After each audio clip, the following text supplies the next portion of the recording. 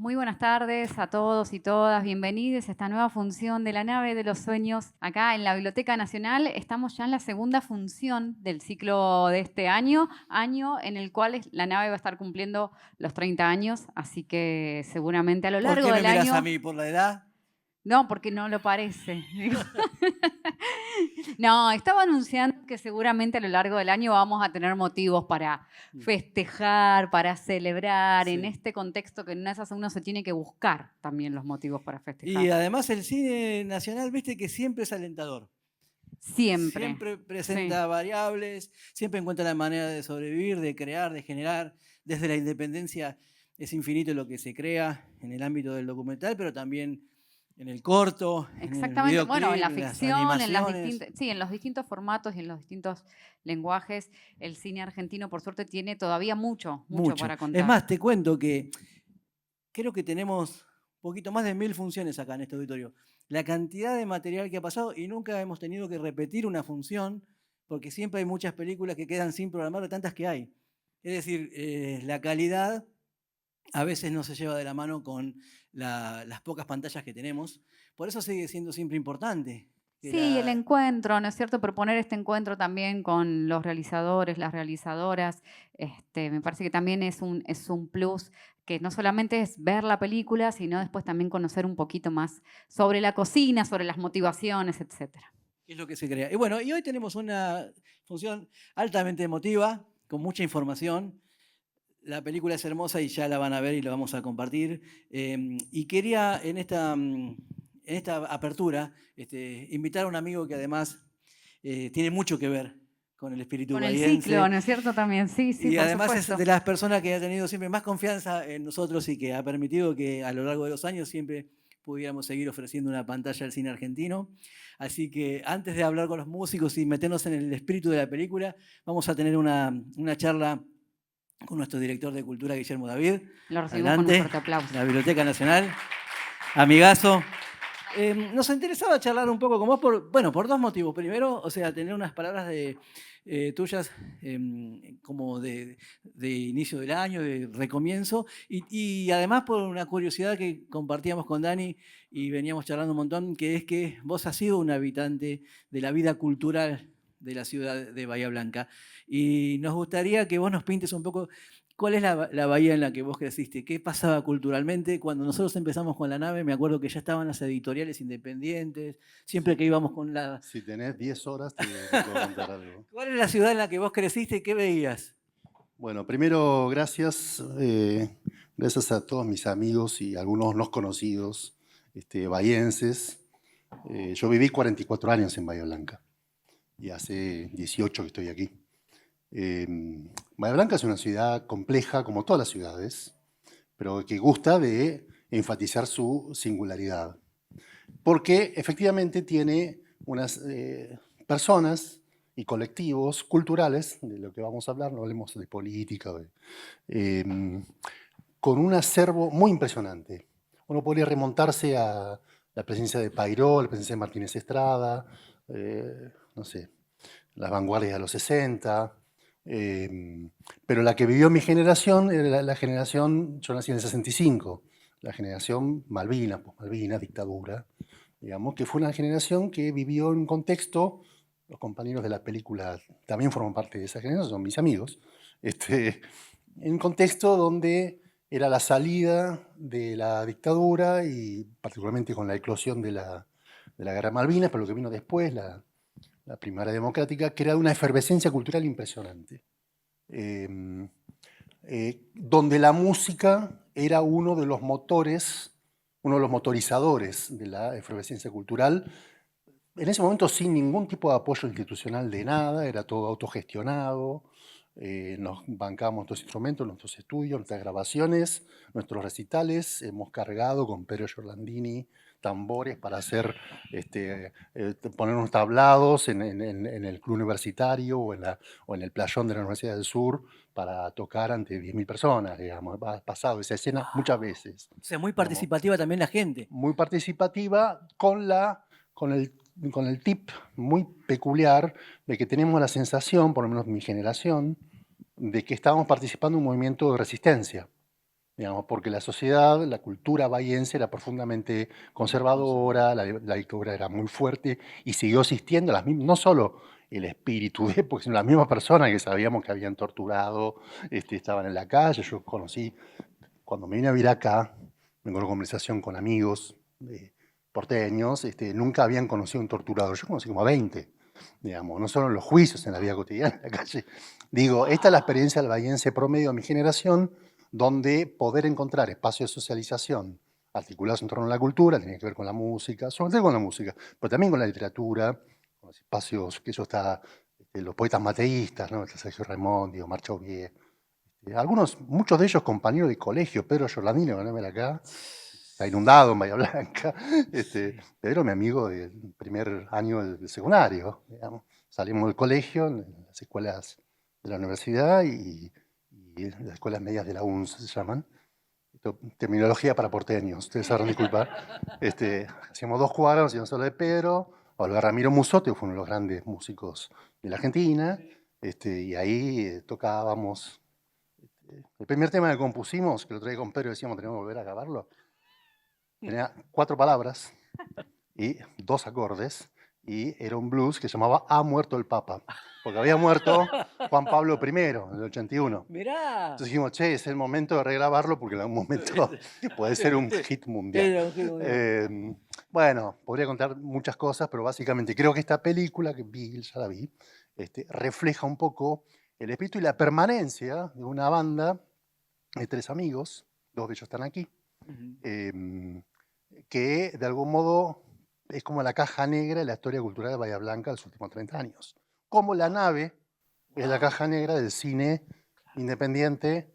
Efectivamente, si hiciéramos la lista por este escenario, pasó Leonardo Fabio, pasan las grandes y secretos autores de la cinematografía argentina en estrenos exclusivos en este lugar. Entonces, digo, estamos en un momento de nuestras vidas donde algunas cosas que vimos ya son historia, y sobre todo historia viviente, historia presente. Esta no es una película sobre el pasado, es una película sobre lo que pasa hoy, digamos, en una Bahía Blanca que cambió, no es la misma ni siquiera de cuando yo me fui de la ciudad, que me fui expulsado de la ciudad, sino que es una Bahía Blanca más democrática, como pasó ahora la tragedia, la catástrofe de la inundación, que mostró una vía solidaria, digamos, la gente, miles de voluntarios poniendo su tiempo, sus bienes, ¿no? En función de salvarse y salvar. Hay algo distinto en Bahía Blanca, y me parece que esta película lo va a reflejar muy bien. Y yo pensaba, tal vez esa adversidad, digamos, natural que la ciudad tiene, se relaciona con esa efervescencia cultural impresionante. O sea, ¿cómo lo pondrías en palabras? O sea, esto que decías de crecer en una ciudad difícil, que militarizada, conservadora, y a su vez esa efervescencia de editoriales, bandas. Es que era un modo de poder respirar. Recién hablamos con el Búho Briglia, el baterista de la película. A ver, nosotros teníamos un sentido crítico, no porque fuéramos personas que aspiráramos, después sí, pero a cambiar el mundo. Era porque te obligaba, las voces que a diario escuchabas en la radio, en la tele o en el diario local, te obligaba a leer entre líneas, a pensar diferente, a buscar. Yo me tomaba el tren a partir de los 15 años, en plena dictadura. Me venía acá a la Feria del Libro, cuando se reabrió en el año 81, 80, a comprar libros acá, o me caminaba por Corrientes con 2 mangos, alguna vez dormí en una plaza, para venir a comprar libros que en Bahía no circulaban. ¿Entendés? O sea, y eso era algo que hacíamos todos. La circulación de discos, acá el Búho por ahí, la circulación de discos. Pedro se compraba un disco y nos juntábamos todos a escucharlo hasta romperlo en la casa. ¿No? Digamos, eso era un modo de vivir, un modo de sentirnos libres, y también era una modalidad de encuentro entre pares, entre iguales.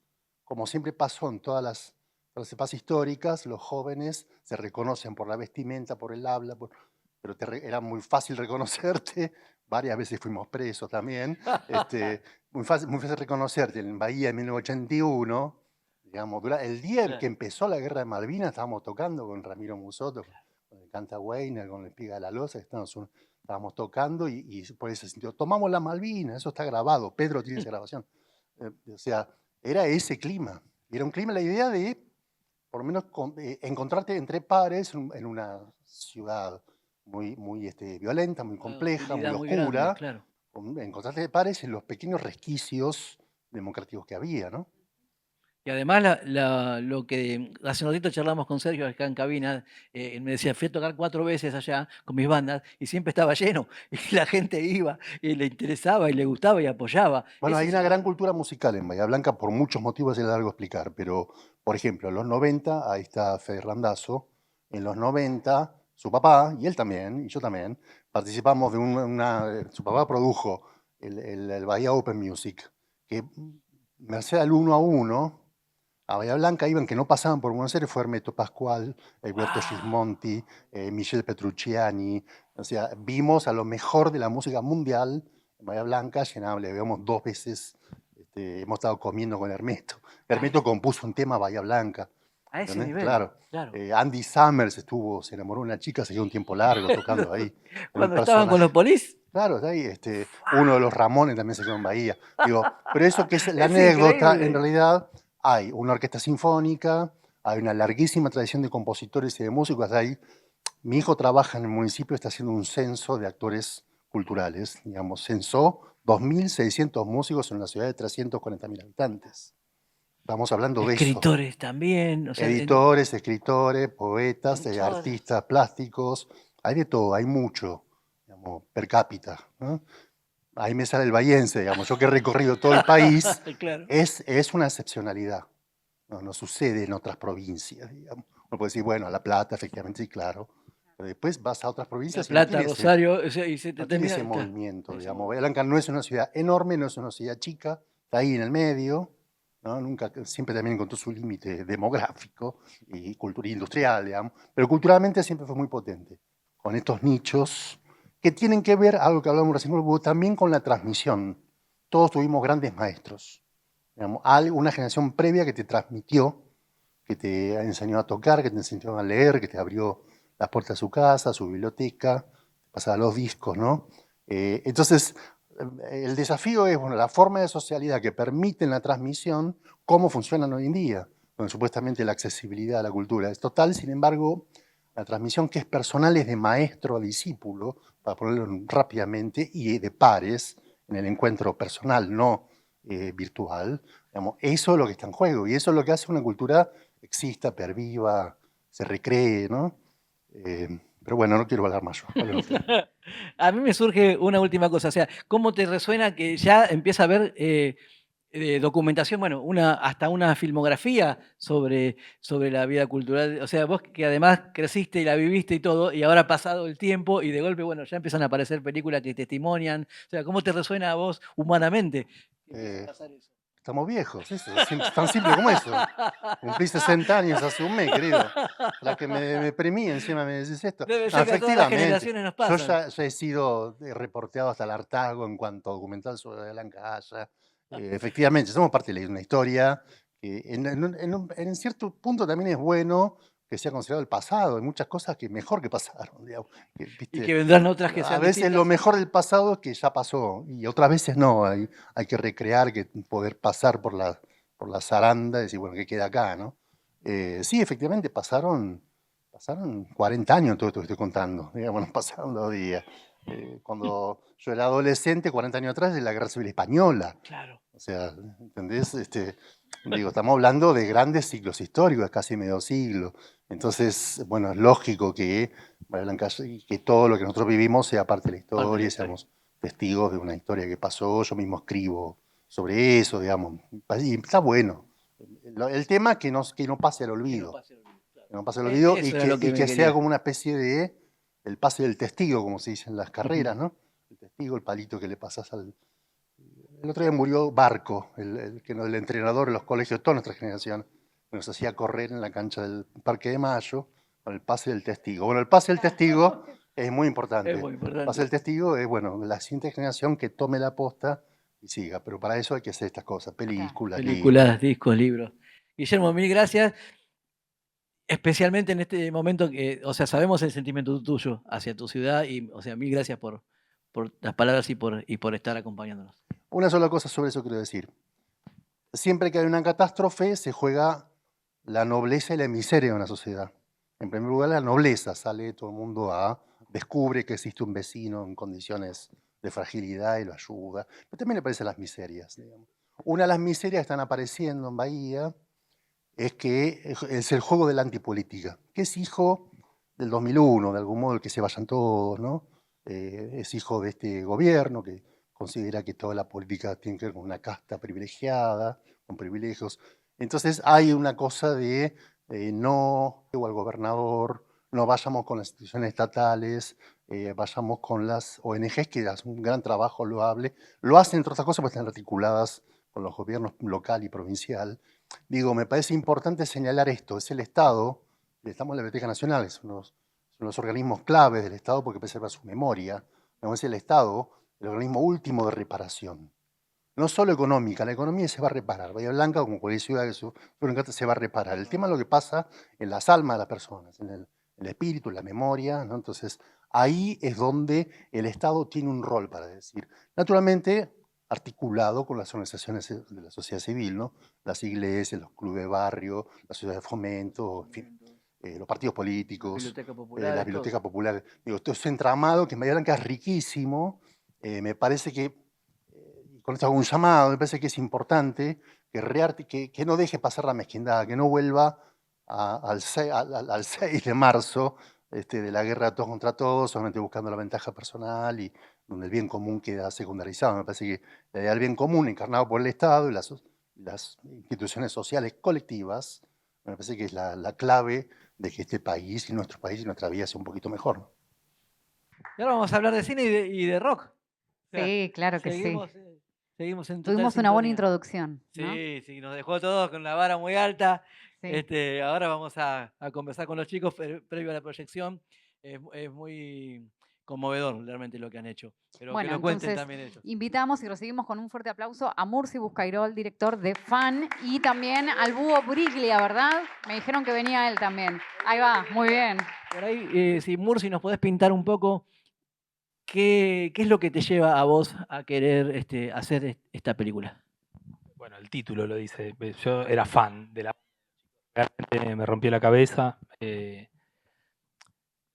muchas maneras. Me gustaba la música un montón. No encontraba la música esa que me moviera del todo. Estaba dando vueltas qué sé yo, estudiando con una profesora, lo que sea. Y empecé a ir a conciertos y bueno, lo primero que pasa en Bahía, que muchos van a saber, era una movida metalera muy importante, ¿viste? Bueno, ya con el sonidista contó que fue varias veces, pero el metal no era lo mío, igual iba a los conciertos porque me volvía loco hasta que un día voy a... Hola, hola, ahí está. Hasta que un día voy a un recital y los veo a ellos y no lo podía creer. Digo, esto es la mejor música que escuché en mi vida Y la tengo en mi ciudad. y está acá, adelante. Bueno, nada, nos empezamos a fanatizar. Aparte me di cuenta que había un grupito de amigos no, perdón, no éramos amigos. Empezamos a ir a los recitales y nos empezamos a reconocer siempre todos viendo la misma banda. Me enteré que tenían cassettes grabados, me los pasaron, nos hicimos muy, muy amigos. Es el grupo de amigos que yo conservo hoy. Todos fanáticos de los Corleones, de la banda del Búho y de Julián. Y como bien dijo Guillermo recién, pasó lo que me parece completamente inesperado. Nosotros realmente, yo sigo escuchando la música de los Corleones hoy como escucho Nirvana, y de pronto el Búho dice, bueno, vengan a casa.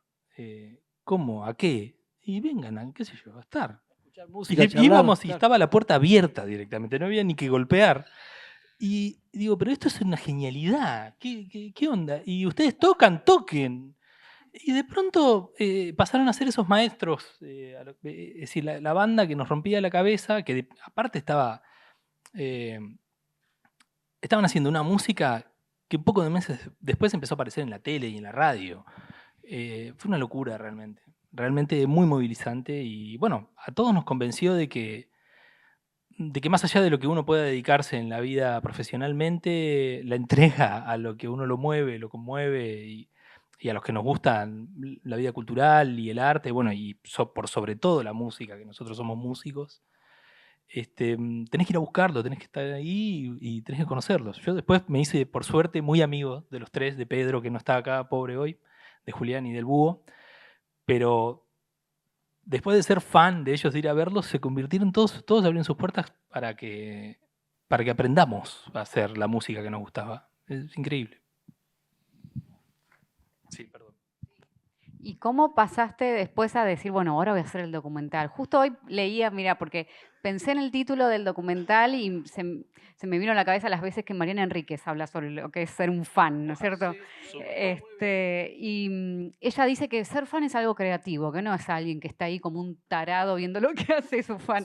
Entonces, bueno, ¿cómo? Aparte, Mariana Enríquez está en esos blogs o qué sé yo, que escriben historias sobre sus fanatizados, que todas completamente fantasiosas, que son maravillosas, y a su vez tienen seguidores, y es toda una locura. Bueno, sí, la entiendo completamente, me encanta Mariana, por supuesto. ¿Y cómo pasó entonces después de decir, bueno, ahí nos contaste como el vínculo de amistad que hay entre ustedes, pero bueno, ¿cómo pasó después el hecho de decir, bueno, hago el documental? Cuando lo conocimos al Hugo fue, de este tipo hay que hacer una película.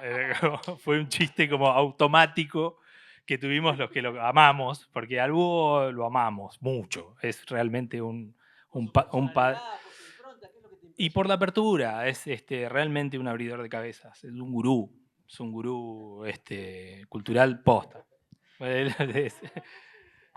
¿Cómo andan? ¿Bien? Bueno, perdón, cierro con esto. Y nada, quedó esa idea, siempre jodíamos, porque las anécdotas empezaron a aparecer, a rabiar, ¿no? Cantidad de anécdotas totales, bueno, esto tiene que ir a la película, esto tiene que ir a la película. Hasta que llegó la pandemia, ¿y qué hago? Hago la película, digo. Y bueno, y así fue. Claro.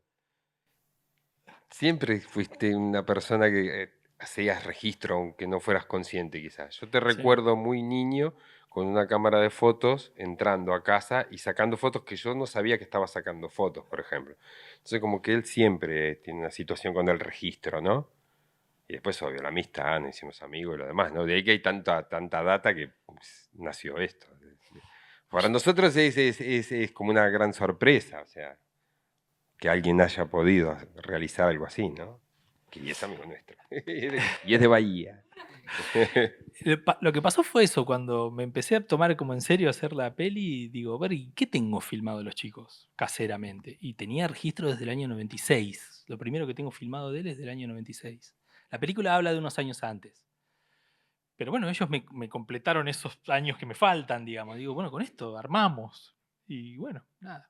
Después empezaron, le digo, che, ¿tienen algo para pasarme? Tenían de todo para pasarme. Es decir, yo registraba con mi camarita, pero... En una época que no era tan común no estaba la tecnología tan a la mano, tan evolucionada, no había celu. Pero Pedro apareció con unas fotocopias de los afiches del año 92. Digo, ¿cómo conservaste esto? Es una gloria, ¿viste? Como increíble. Claro.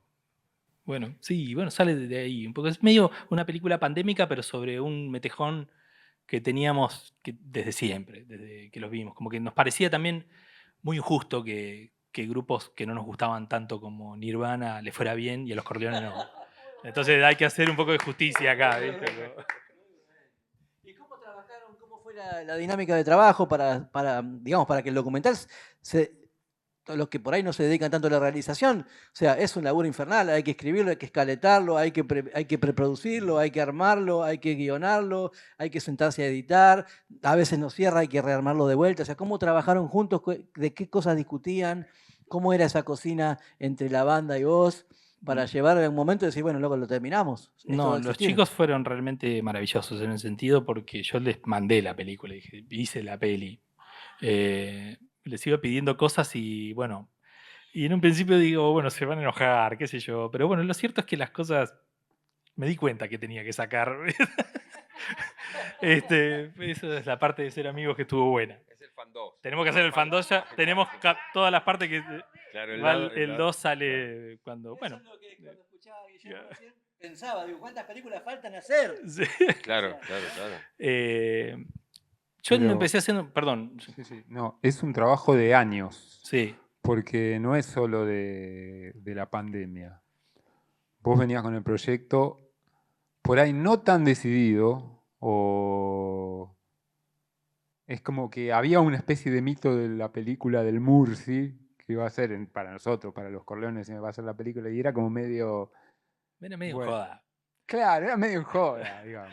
Pero, por Pero ejemplo, se yo lo fue tenía medio en joda, pero transformando, me lo iba pero- tomando medio en serio, y entonces ellos por ahí se juntaban, ¿no? Y digo, bueno, tengo que ir y filmarlo este junte, porque si algún día hago la película lo necesito. ¡Pum! Me iba a ver el show y me iba con una cámara y lo grababa. porque tocamos bastante antes de la pandemia acá en Buenos Aires. ¿Te acuerdas que íbamos a Sí, tocar pero ahí a la vez de Plaza la capilla, Serrán? por La ejemplo. capilla. Van a tocar en una cada 2 por 3 capilla en Bahía volvíamos a Blanca. Los Corleones, Tengo como un que ir, me fantasma voy que a la vuelve y capilla. toca Y seguido eso un fue hace como montón, 15 y años, van los fans. desde ahí empezó toda esa cosa de que... Sí. Yo lo que yo recuerdo era que vos querías filmarte, hacer una película tuya que viajabas, que eras el fan, que Sí. viajabas a Bahía para ver el show de los Corleones en la capilla.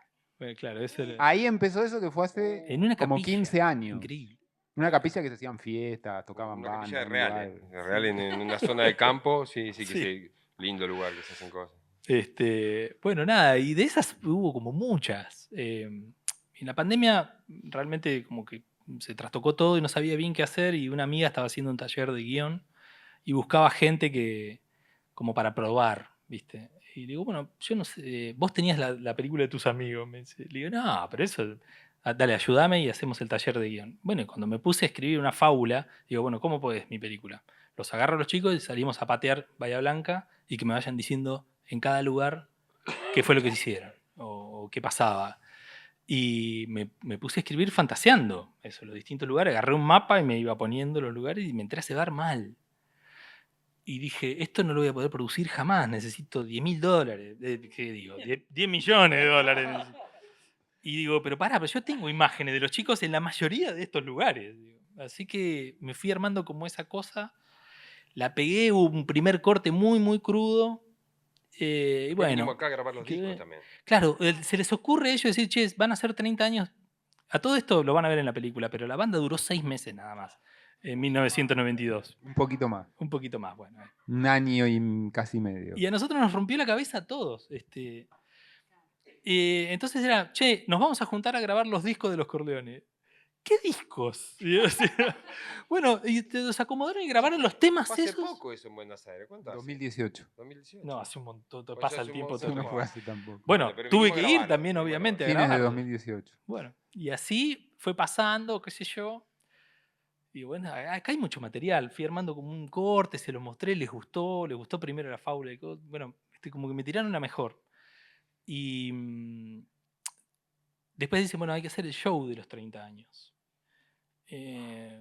Bueno, el show de los 30 años, bueno, voy a filmarlo y después vemos cómo hacemos la peli. Y ahí cuando lo armamos y ya se armó un corte más, me llama Pedro y me dice, che, loco, si esperamos a que aparezca plata para hacer esta película, no la vamos a terminar jamás. Nosotros vamos a poner algo, vamos a intentar conseguir algo. La Municipalidad de Bahía Blanca dio unos mangos. Y la bancamos nosotros y terminala. Y ahí, bueno, convoqué a Matías Gutiérrez, que no está, bueno, la verdad que pudo, a Diego Burlando, que hizo el color. Matías Gutiérrez, un finalizado, ir viendo secuencia por secuencia, ir cortando, quitando, acá falta algo. Bueno, encontró un plano del hermano de Pedro entre todo el material que tenía, que yo me lo había perdido, y lo puso. Cuando lo puso, llorábamos, ¿viste? Y sí, de un laburo re loco. Luciana Raude nos ayudó también con la cuestión de Leandro de Loredo, que es un astro del audio cinematográfico local e internacional. Nos hizo la mezcla. Matías Dante hizo el armado del Pro Tools primero, la limpieza, todo. Diego Burlando dije el color. Y Hernán González y Mariano Cortari hicieron la gráfica. Y que, bueno, de ahí, salvo Luciana, me parece, todos son fan de los Corleones. Todos tuvieron alguna vez un cassette de los Corleones que sonó en la casa. Todos tienen un MP3 en un CD copiado de esos de MP3. Y que cuando se subieron los discos a Spotify, son los que pusieron clic y les escucharon. Es increíble. Wow. Yo, no sé, a ver, yo soy músico de audiovisual. Y esto es un acto de amor por ellos. Y por una música que me sigue conmoviendo. Y por un momento, espacio, éramos muy felices en Bahía en ese momento. Y como dice Guillermo, nosotros somos la generación después de lo que contó Guillermo. Y veíamos gente que estaba al palo. Y queríamos estar al palo también. Así que intentamos con esta peli mostrar eso. Bárbaro. A mí me queda una más. No sé, por ahí después Dani quiere hacer alguna observación más para así finalmente pasar la peli. Claro. Obviamente no dejemos pasar de poder contarle a la gente cómo se puede colaborar para el conservatorio y todo lo demás. Pero quería preguntarle a los chicos, o sea, la película contagia energía y ganas de hacer, ya el público lo va a ver enseguida, pero a la banda le quería preguntar, o sea, lo hablábamos con el Búho cuando recién llegó, no es solamente tocar bien, o sea, ¿qué piensan ustedes que una buena banda de rock tiene que tener para perdurar en el tiempo y para hacer la historia que ustedes hicieron? ¿Qué creen que tuvieron que los hizo especiales y distintos? Me da un poco de... Me da un poco de pudor hablar tanto así. No sé, es muy raro. Para empezar, lo más lo particular de nosotros es que no planteamos hacer una banda. No es que se planteó hacer una banda. Pedro venía de laburar de manera muy profesional. Había estado 6 o 7 años en Brasil. Había tocado con Daniela Mercury, con gente muy pro. Había hecho 2 giras por Estados Unidos y 3 por Europa o al revés. Jugaba en primera. El Búho era una especie de sesionista de Bahía, un baterista conocido en Bahía, que acompañó a varios solistas era conocido, un baterista conocido. Y yo estaba en el under del under, con un grupo mío de temas propios. Nada. Y Pedro viene de vacaciones, a mí me dijo de vacaciones, y que se quería ir a Estados Unidos. Y se da una mezcla muy rara, porque entre las cosas medio graciosas era que no había, por ejemplo, alguna banda o algún músico que nos gustara a los 3.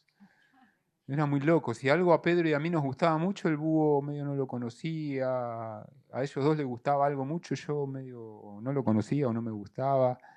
Fue muy particular todo. Y no era... No había plan de obra. No había plan de obra era porque... lúdico, era lúdico. Claro. Lúdico y las personalidades confluyen y hay buena onda. Cuando recién empezamos a ensayar, y a mí me estaba gustando lo que estábamos haciendo, yo decía, qué pena que Pedro se va y que no va a pasar nada con esto. Y cuando salió la del primer recital, para mí era, bueno, por lo menos vamos a tocar una vez. O sea, no había plan.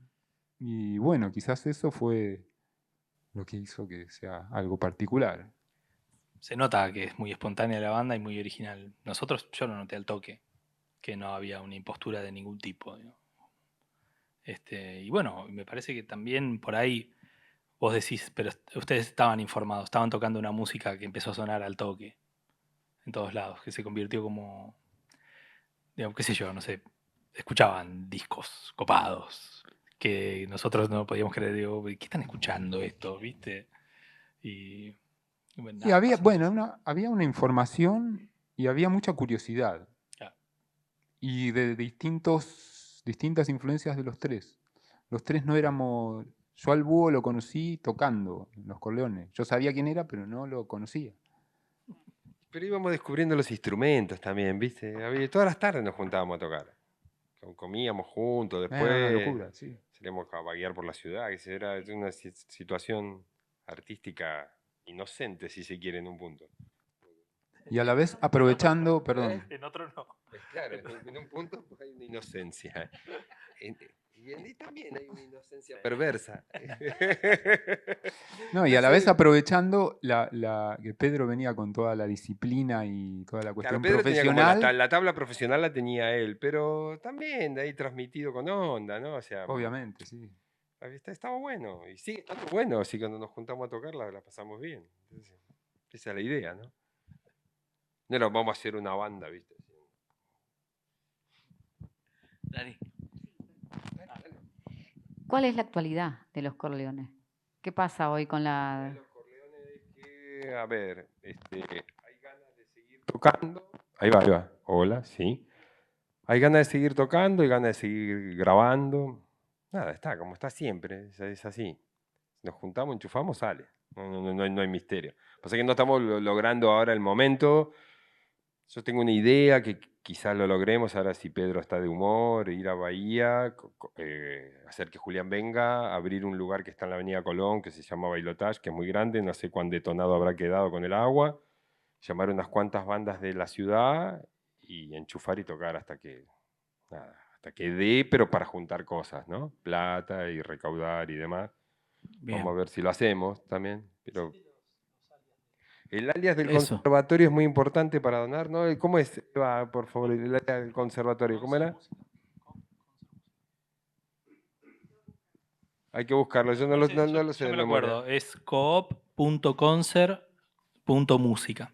Y también yo por mi parte, otros grupos de músicos amigos en Bahía, la Unión de Músicos del Sur, que eso es sindicato.umsur, Unión de Músicos del Sur.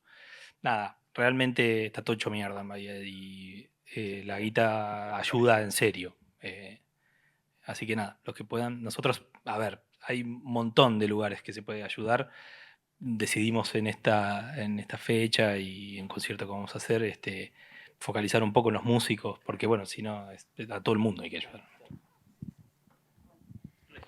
Mursi, y una más y ya vamos a ver, quiero saber cómo sigue el recorrido de la peli, digamos. Ahora la vemos acá y después el que quiera recomendarla. Está en el Bafilma, así que se puede ver ahí. Por el momento la tenemos ahí. Es una plataforma de contenidos Sí, De la audiovisuales provincia que de la está muy provincia. buena, además. Está muy Sí, buena. sí, sí. y es gratis. Es gratis, sí. Y después estamos tanteando, hay un canal, el canal IP, no sé si lo conocen, que hay buena onda ahí con el Grupo Octubre para ponerlo, pero Carlos, el programador, me sugirió que insistiera mucho todavía con los festivales antes de ya entregarla, así que estamos haciendo eso. Vamos a ver si podemos juntar plata para la 2. Bueno, muy bien. Bueno, vamos a ver la Vamos a peli. disfrutar la Gracias. peli. Muchas gracias, Gracias a chicos, todos. por venir. Gracias, Guillermo, y gracias a ustedes. Es una genialidad esto. Gracias. Brasil tuvo un final medio abrupto, pero en buena hora. Entonces digo, bueno, me vuelvo a Argentina, qué sé yo. Y allá el ciego Moreno me dice, ¿querés armar una banda allá? Le digo, sí, claro, quiero hacer. Bueno, anda a verlo al Búho. ¿Vos querés un batero? Anda a verlo al Búho. Bueno, genial. Yo llego a Bahía Blanca y al primer día voy y le toco el timbre. No sé cómo tenía la dirección, pero la debe haber pasado el ciego. De Tucumán ahí a 300, que yo voy, ping. El Búho me imita en aquella época. Y parece que yo le dije, hola man, soy Pedro, no sé qué, una cosa así. Me llamo Pedro, quiero hacer una banda. Yo ya había hablado con Julián, y me dice, che, vení, tengo un grupo, yo toco, viste, Julián, mi primo menor, viste, quiero que me venía a vernos. Le digo, sí, voy, dale, que eso. Y estaban re locos. Digo, ¿qué es esto que están tocando? Todo así. Digo, ¿qué tocan, Julián? Punk. Con ustedes los Corleones.